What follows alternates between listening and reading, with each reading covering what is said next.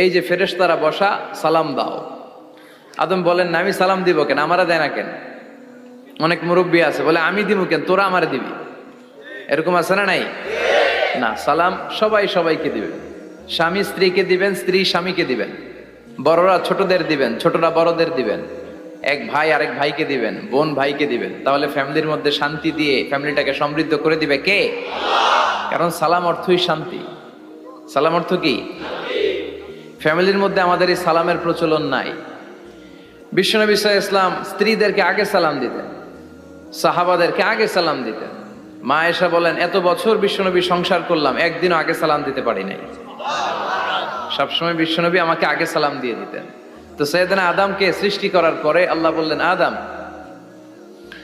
সাল্লিম আলা উলাইকা নাফর, বুখারীর বর্ণনা, ফেরেশতাদের এই দলটাকে তুমি সালাম দাও।